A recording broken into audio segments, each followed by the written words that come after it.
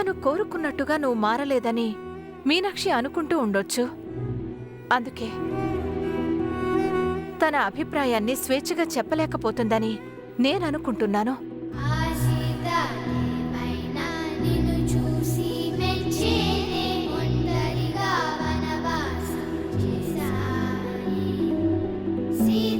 తను అనుకున్నట్టు నువ్వు ఉండగలిగితే మీనాక్షి తప్పకుండా నీతోనే ఉంటుంది దేవ్.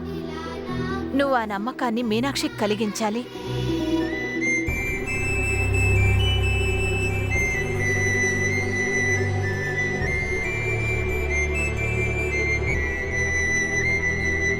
మీనాక్షి నమ్మకాన్ని నువ్వు నిలబెట్టగలిగితే నీతో ఉండడమే కాదు, నీకోసం ఏమైనా చేస్తుంది.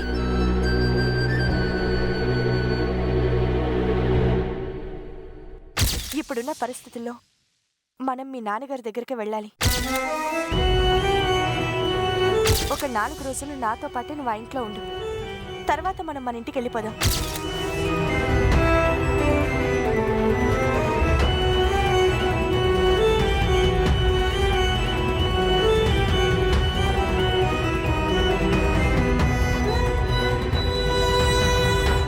అమ్మా, ఇక్కడున్నావేంటి?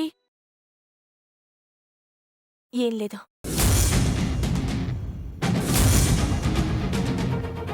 నువ్వు ఎవరి గురించి ఆలోచిస్తున్నావో నాకు తెలుసమ్మా.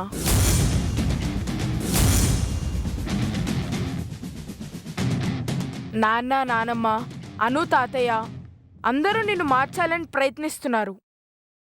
కానీ నువ్వు మారడం నాకిష్టం లేదమ్మా.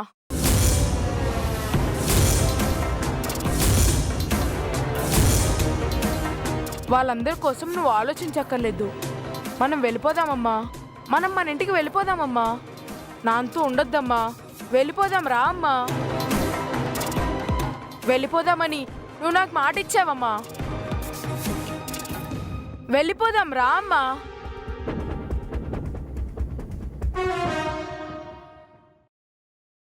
వెళ్ళి మీ నాన్నగారిని తీసుకురా.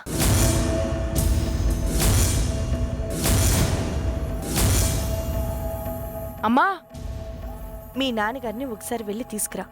ఇంకెవరూ వద్దు. వెళ్ళిపోదామంటుంటే నాన్నని తీసుకురమ్మంటావేంటమ్మా? మీ నాన్నగారితో నేను మాట్లాడాలి. ఆయనతో నువ్వేం మాట్లాడక్కర్లేదు.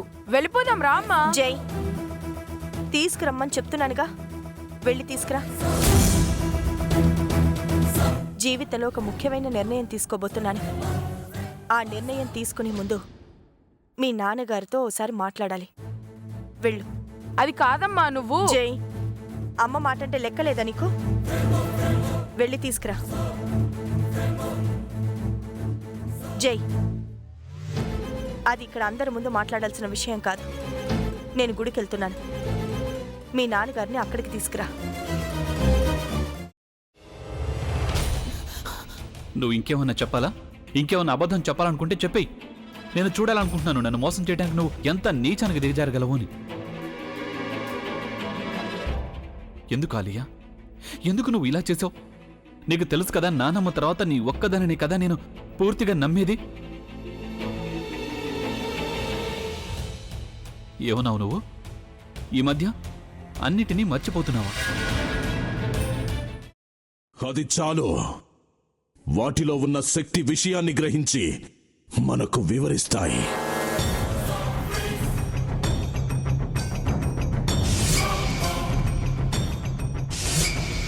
ఎవరు ఆ దండ విప్పొద్దు, గది తలుపులు తెరవద్దు.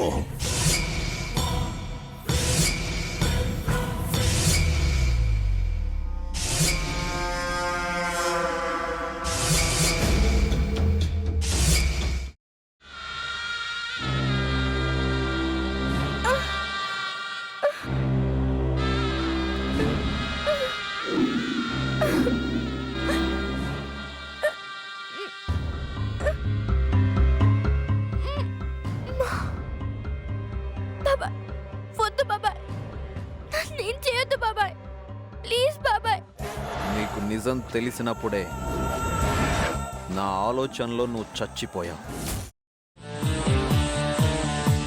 అబ్బా ప్లీజ్ కొంచెం తినండి ప్లీజ్.